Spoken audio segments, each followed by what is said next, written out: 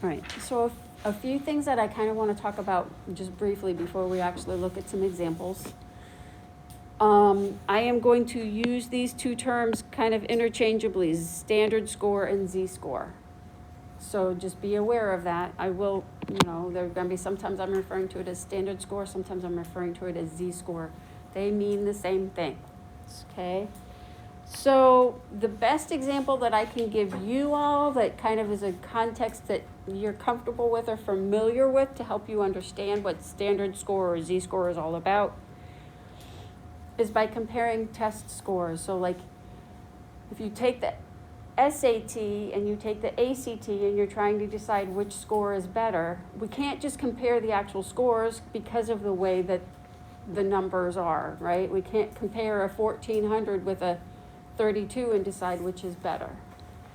So that's part of the reason why standard scores kind of came about, so that we can make comparisons between some things that are not necessarily comparable in terms of how their number values or whatever. Standard scores or z-scores give us a value in relation to the mean. Okay, so a z-score of 0.25 means we are 1/4 of a standard deviation above the mean. If the z-score is positive, it's going to be above the mean. If it's a negative value, it's below the mean. So a z-score of negative 1.8 means we are almost 2 standard deviations below the mean. Okay, so that's kind of the idea of a standard score. It's always telling us a distance, how far away, how many standard deviations we are away from the mean. If you notice, like in most textbooks, if you've seen the formula, usually it's written out using symbols. But I find a lot of people kind of get confused with that. And so that's why I just always say and remind myself, the formula for z-score is observation minus mean all over standard deviation. So I write it in words too, just to kind of help me with that. Okay. So some different properties here. I want you to think about what this is saying. A z-score of negative 3.49. That's almost 3.5 standard deviations below the mean. If you look at the table, the way this table is set up is right here in the middle is the mean. That's a z-score of 0, basically. And if you notice, the first column on the left side, on the right, but on the left there, those z-scores, those progress up. And the z-scores along on the left side are the negative values. And you're working from bottom to top. So the values that are closer to the mean are down lower. The values that are farther away from the mean are up higher here. Okay?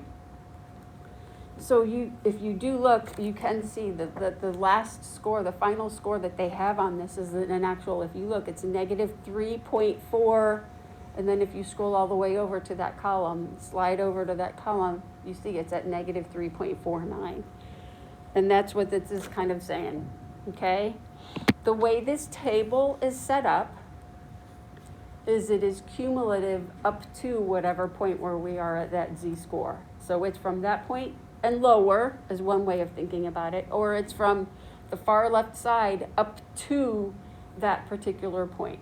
So you can think of it as cumulative from there, or from that point and left or lower than.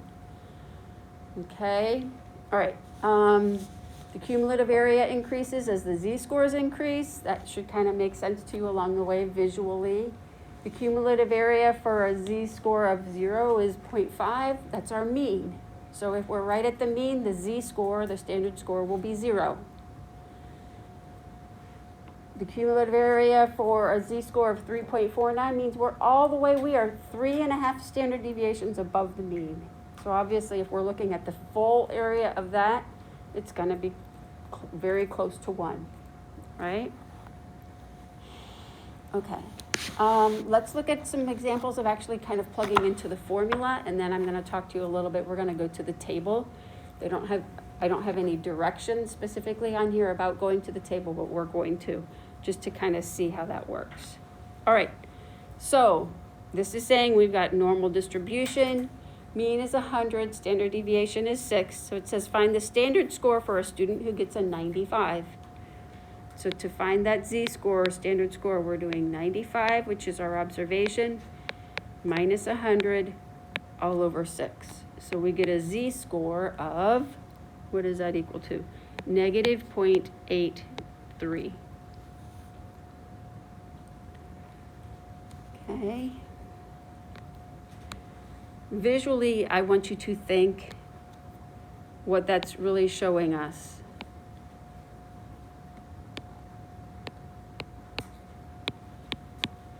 Okay, so we have, if we're at 100 here, but we're looking at a score of 95, then that score of 95 is down here, about right here. That's a z-score of negative 0.83, so it's saying it's almost to 1 standard deviation below. But when we go to our table and look at that value on our table, and that's what we're going to do here in a second, it's showing us what percent or what proportion or how much of the area is at this particular point and lower. So it's all of this here. Okay, so that's what it means by being cumulative up to that point. So if you look on your table for a z-score of negative 0.83, then that means start in the middle, but since it's negative, you're going to go to the left-hand side, and you're looking where it says negative 0.8 on the far left. But then you've got to slide over and look at the different columns. Columns have the 0.00, 0.01, 0.02, and 0.03. So you've got to slide over. A z-score of negative 0.83 corresponds to what decimal on this table?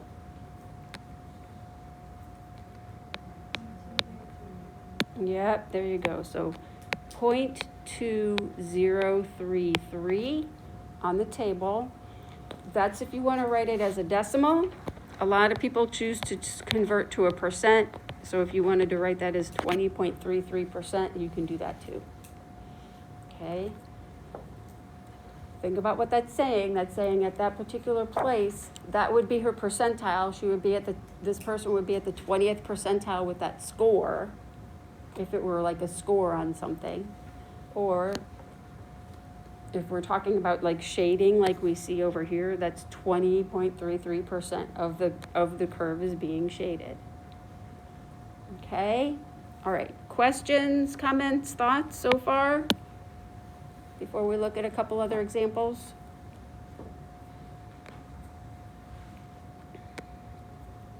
Okay, so for this next one, 110, you can kind of think about this ahead of time. 110 we know is above the mean, so we know it's going to be a positive z-score. Oops, 110 minus 100 all over 6.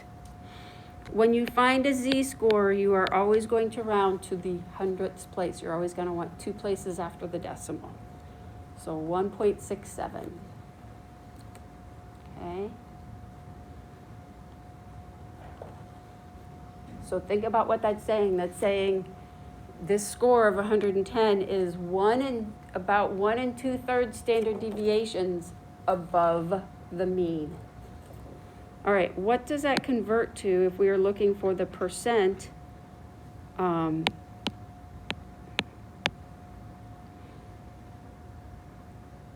What's the decimal? What's the percentage of values that would be at that point or lower?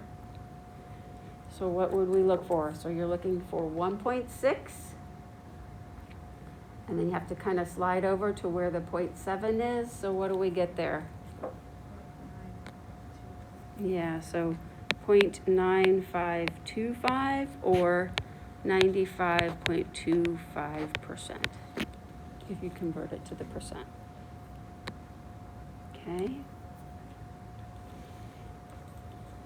All right, we're going to do this last one also. Well, nope, I lied. Let's do number 3. Because I'm going to ask a question a little bit differently about that one, just to kind of help you understand a little bit more about how you're going to use this table. So if you get a 90, let's find what that z-score is. So 90 minus 100 all over 6, we get negative 1.67. So now the question could say, what percent of values are at 90 or greater? Or it could say something about it being longer than 90 or larger than 90 or beyond 90. So think about the way the table is set up. If you go to negative 1.67, the value that you see in this table is at that particular point and lower. So how can we figure out what amount that would be if we want to go from that particular point and higher? What do you think we've got to do?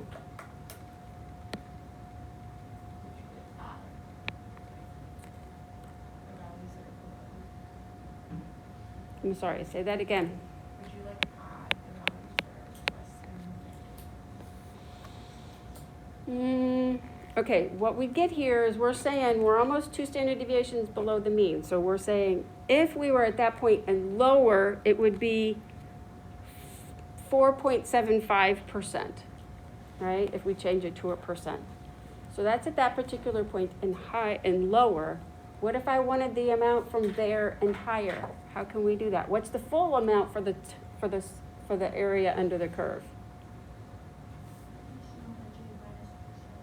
Yeah, so because the full area is 100 or 1, whichever way you want to think of it as a decimal of the percent. If we're looking for something greater than, then we're going to subtract from 100 or from the 1. So in this case, we have it as this decimal. So if we do 1 minus 0.0475, or you could do 100 minus 4.75, what is that going to give us? 95.25%? Did I do that math right, I hope? Okay. So what percent of scores are greater than 90? 95.25% of them. So that would be one way that the question could be worded. Okay?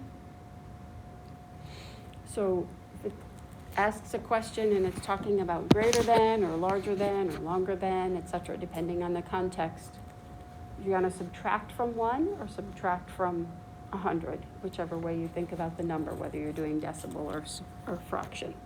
Okay? I also want you to see, we're not going to talk about 7 and 8 yet. We'll deal with that shortly, tomorrow or the next day, I don't remember. But I want you to look at these two, number 5 and number 6. So on these, if you notice, we're given the z-score, and we've got to go back and figure out what the actual score is. In other words, our observation, our x. So we're going to plug in what we know. So we've got the 1.35, and that's equal to some amount that we don't know, some observation, minus the mean all over standard deviation. So from there, we've just got to do the math. We would multiply by 6 and then add that 100. So the actual score for that one would be, what do I get there? Try that one, see what you get. Hopefully you get 91.9. So multiply 6 times the negative 1.35 and then add that 100.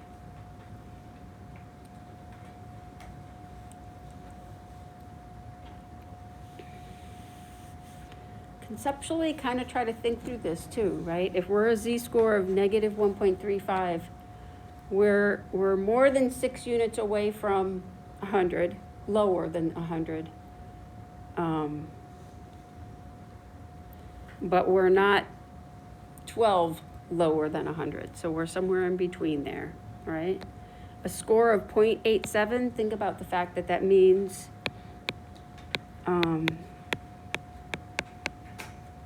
we're not quite 6 units higher than 100 where we would be. So if we do the math there to solve for x on this one, what do we get? We get 105.22.